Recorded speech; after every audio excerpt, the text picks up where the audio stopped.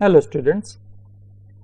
In the last class we discussed about the origin of quantum mechanics. We looked at the experimental results that puzzled the scientists in late 19th century and early 20th century, and the two great theoretical ideas, the de Broglie hypothesis and Heisenberg's uncertainty principle, that led to discovery of this new field called quantum mechanics.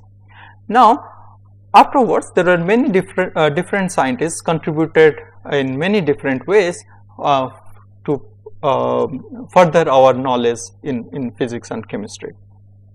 Then there was it was felt that we have actually discovered a new field of study, quantum mechanics. So therefore it was very important to make some ground rules so that we all can communicate with each other more effectively, and this is what we are trying to do in this class. Normally we did discuss this in quantum mechanics through the so-called postulates of quantum mechanics, which puts forward the ideas and the concepts of quantum mechanics and how we can describe a quantum mechanical system. That's what we are going to do in this lecture. The first postulate of quantum mechanics says that the state of a quantum mechanical system is completely specified by the wave function. Let's first try to understand what it tries to tell. When I say a system, I want to understand quantum mechanically a particular problem, or I want to define a system quantum mechanically, what do I have in mind? I want essentially that I want to obtain some properties of the system. I want to get some information about my suppose a particular molecule I have in mind, or a particular chemical reaction that I am studying. I want to know about this information.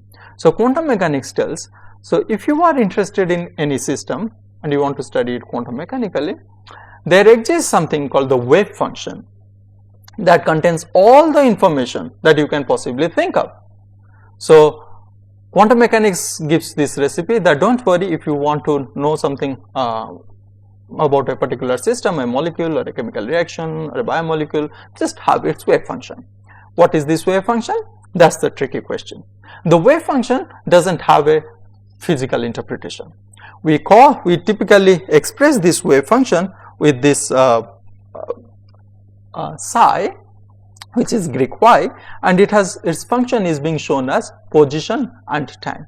So it has got a spatial or on space dependence, and it has got its temporal dependence. So it depends on the location of the system as well as the time of the system. So therefore we can also study how the system evolves in time using quantum mechanics. So this wave function psi contains all the information about the system that we are interested in. But the wave function itself doesn't have any physical interpretation. Do not ask for that. But luckily for us, there exists some other quantity which can be used to obtain some physical idea, and that goes by the name Born interpretation.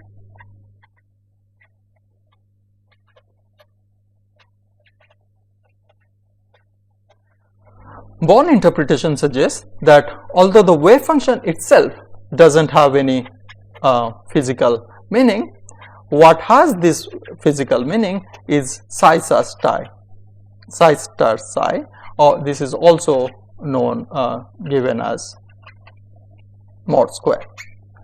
This quantity has a physical meaning, and its physical meaning has a probabilistic interpretation. So this is also called as Born's probabilistic interpretation. It says that the wave function, which contains all the information, although it itself doesn't have a physical meaning, the psi star psi or psi mod square has a probabilistic interpretation. It means that psi star psi would give me the answer to the following question: what is the probability of finding this system at this particular value of x at this particular value of t?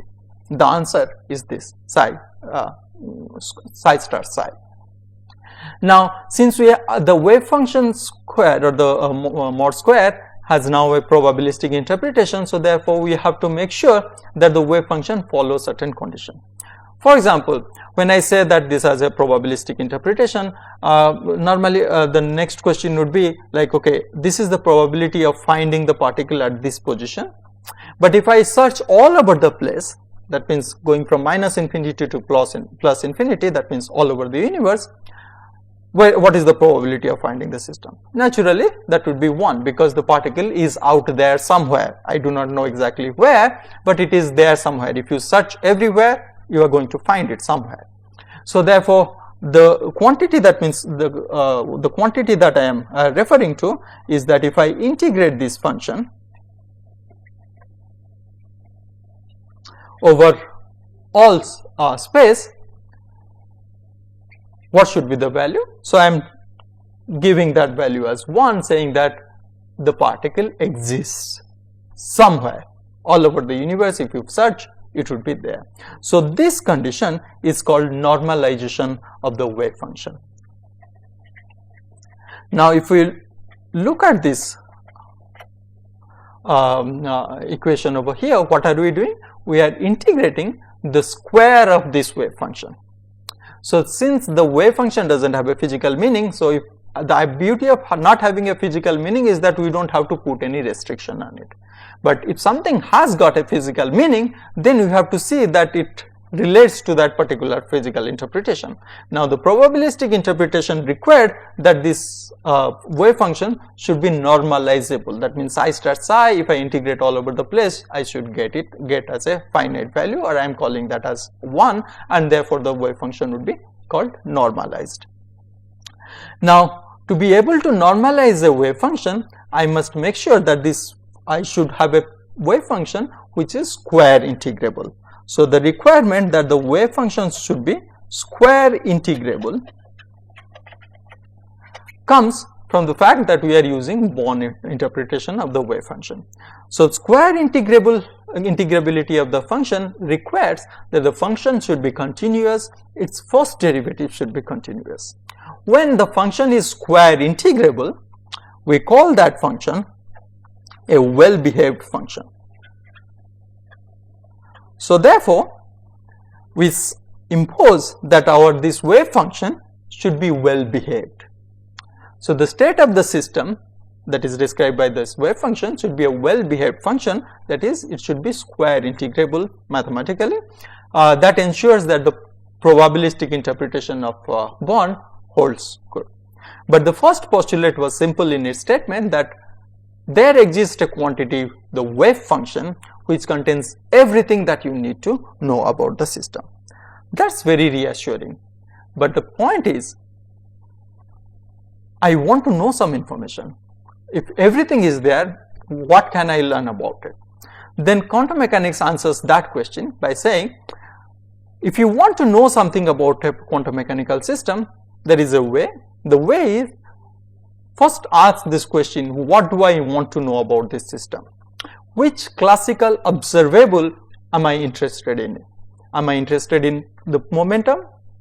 Am I interested in position? Am I interested in the energy of this particle? What am I interested in? Because the answer lies in the question that I ask. If I am interested in position, then I must bring the so-called position operator. Because quantum mechanics, the second postulate tells that for every classical observable, there exists an operator in quantum mechanics. So if my classical observable is position, the operator that I must bring is the operator for position. If my classical observable is momentum, I must bring my momentum operator. So therefore, in quantum mechanics, to ask a question, to obtain a particular answer from quantum mechanical system psi, I must know the operator. So for each operator, so suppose I am interested in position operator, I'll bring this position operator, which I call x. In quantum mechanics, the operator is usually shown as with a hat, which signifies that I am talking about an operator. If I am looking for a momentum as the classical observable, I must bring momentum operator, or Px, whose form is given as minus I h bar d by dx. Similarly, if I am interested in kinetic energy, I would know that it is p square by 2m, so I would get the corresponding kinetic energy operator. If I am interested in the energy of the system, I would be bringing the Hamiltonian operator. So the Hamiltonian is the name of the operator whose classical observable is energy. So that means if I want to know the energy of the system, I must bring Hamiltonian as the operator. So the operator is the question that I ask to the quantum mechanical system so as to get an answer, because the first postulate says all the answers are there in the wave function. The second postulate says that you have to bring this operator to get an answer for your question. Now, alright, so we said that we have to get this operator to get the answer, but then after getting this operator, what answer am I going to get? The answer to that question lies in the third postulate. The third postulate says that whenever you are making any measurement on the quantum mechanical system, you are going to expect some observable. That is the result of this experiment. So the third postulate says that any measurement of the observable associated with the operator. So that means you have made up your mind that I want to learn about this particular classical observable. So therefore I am bringing its quantum mechanical operator. When I do the measurement, the only values that I will get, the only values that will ever be observed are the eigenvalues of the operator. So now what this third postulate tells me, what am I going to get when I bring this particular operator?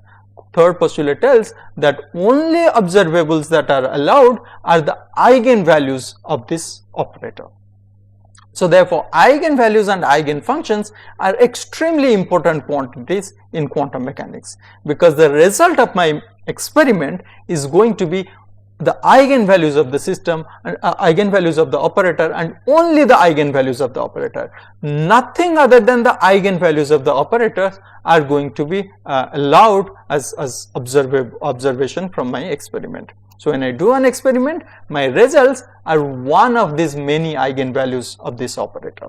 So therefore, as I said, it is very important that we know what the eigenvalues of a function operator is. Suppose consider this operator d by dx, which appears in, let's say, momentum operator, and its second order appears in kinetic energy operator. Consider this as a function, operator. If I operate this operator on this wave function ax square, then you would see that I would get the result as 2ax. As you would see that ax square is not an eigenfunction of d by dx operator. But on the other hand, if I say e to the power ax is the state function, I would see the result is that e to the power ax is indeed an eigenfunction of this operator with eigenvalue of a. Now the postulate 3 describes the second case, that only allowed observables are the eigenvalues of that operator. So if I am doing the measurement corresponding to the position, I am going to get the eigenvalues of position operator. If I am making the measurement corresponding to the energy, I'll get the eigenvalues corresponding to the Hamiltonian operator, not the position operator, but the Hamiltonian operator, because I am trying to measure the energy. So it depends.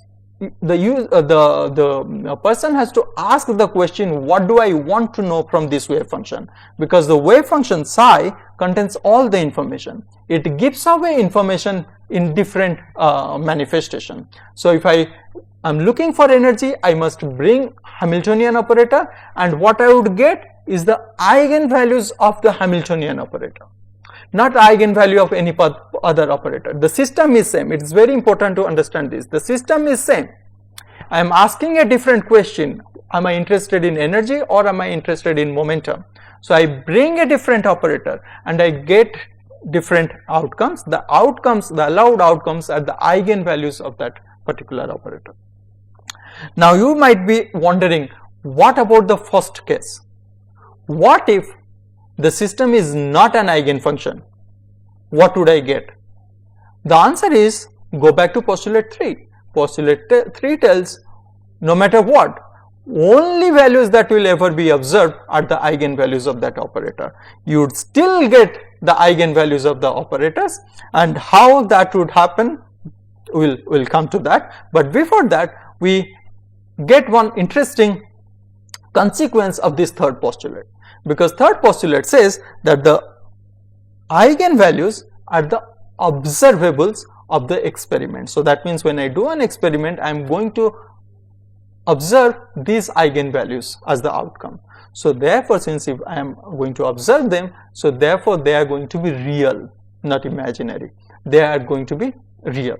So this way, what postulate 3 of quantum mechanics tells is that the eigenvalues of a quantum mechanical operator is real. If the quantum mechanical operator corresponds to a classical observable, then the eigenvalues of that quantum mechanical operator is real. Now this is a very interesting observation, because it has got great consequence. The consequence is of postulate 3 is that if we impose this condition that the eigenvalues of this quantum mechanical operator is real, and then do little bit of algebra, will come to this equation that are shown here. And see, look at the left hand side and the right hand side. First try to understand the second line of the equation, which is written in the integral form. So psi m star and psi n are two different functions. A is the operator, corresponds to a quantum mechanical operator corresponding to a classical observable. So therefore A operator's eigenvalues are going to be real.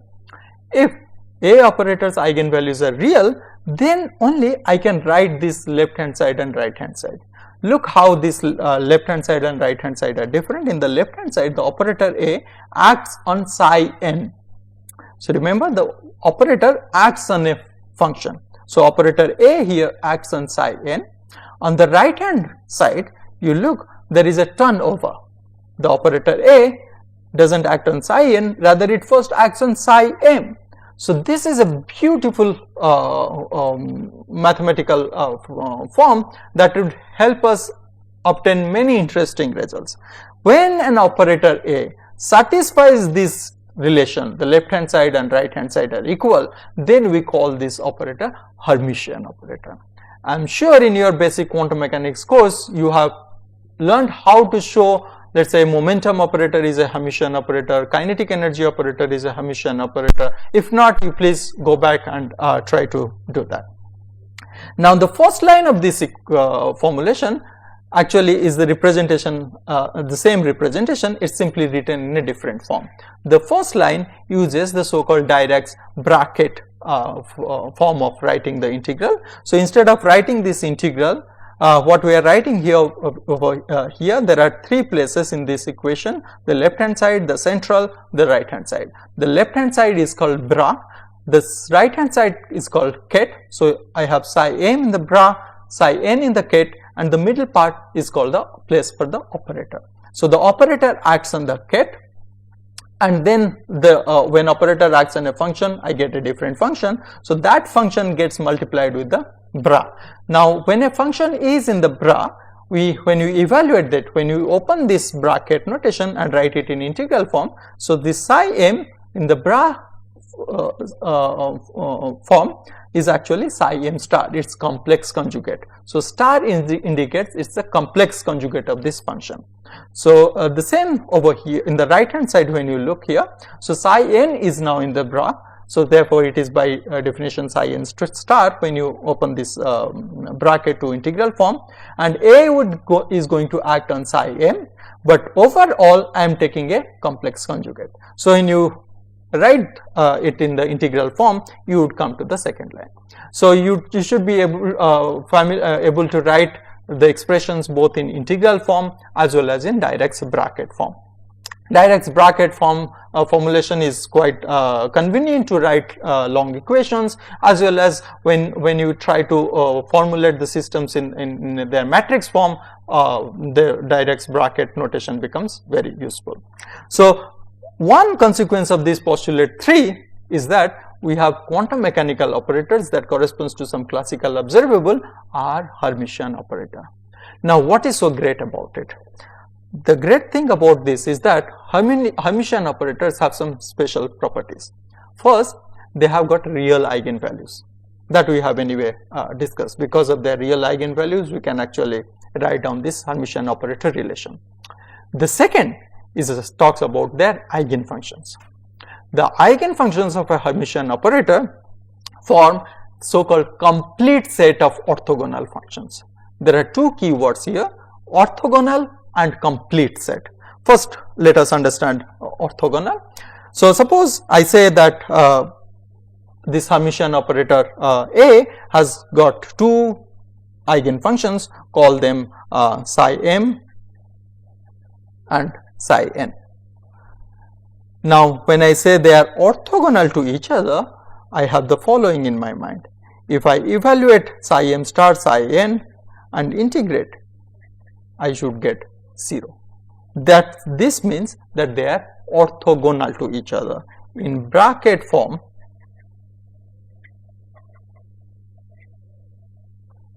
this is shown here because psi m star is simply replaced by having psi m in the bra and psi n is in the ket. So therefore it does not have complex conjugate over here. So this relation shows that the overlap of psi m and psi n, which are two eigenfunctions of the same operator, same Hermitian operator A, the overlap of these two functions is 0. That means they are orthogonal to each other. And of course, the wave function itself is normalized, that is the requirement of Born interpretation. So therefore, if I have to write psi m, this is going to be 1 because they are normalized. So this is orthogonal, this is normalized, together they are also called orthonormal. So Hermitian operators have this orthogonal or orthonormal set of eigenfunctions. So if I have 10 eigenfunctions, consider 10 eigenfunctions of a Hermitian operator, each eigenfunction is going to be orthogonal to every other eigenfunction. That's what orthogonal eigenfunction means. Now what is complete set? Complete set is even more interesting, or has got even more significance. Suppose I have this wave function psi m, the eigenfunctions psi m, these are eigenfunctions of operator A, so psi m, psi n, psi o, psi 1 to psi n, so on and so forth. So I call them a complete set of eigenfunctions when I would be able to express any other arbitrary function, let us call phi, as a linear combination of these psi m's. So what do I say? I say that if I have any arbitrary function phi, I would be able to express this arbitrary function phi in terms of this complete set of eigenfunctions psi I. When I can do this, then I would say that the eigenfunctions form a complete set of eigenfunctions. Now what is this Ci? The values of Ci are given as simply psi I, overlap of it with phi, the state. So what is Ci? Ci is the overlap of psi I, that is one of these eigenfunctions, with the function, the arbitrary function that I am trying to expand. In other words, Ci shows how similar my psi I is to this phi, or this new function, the new state phi, how similar is it to psi I. Similarly, Cj will tell me how similar the arbitrary function phi is to psi j. So Ci essentially gives us the contribution of psi i's, individual psi i's, in describing this arbitrary function phi. So Hermitian operators have got these two beautiful properties, real eigenvalues, and they form a complete set of orthogonal eigenfunctions. Orthogonal eigenfunctions, we said that their overlap between themselves is 0. Complete set is that we should be able to express any arbitrary function in terms of these eigenfunctions. So, in this lecture we discussed about 3 postulates of quantum mechanics and the consequence of this third postulate insofar as describing the Hermitian operator and how Hermitian operator have these beautiful properties which we would be using in the next class and discuss our quantum mechanical systems further. Thank you for your attention.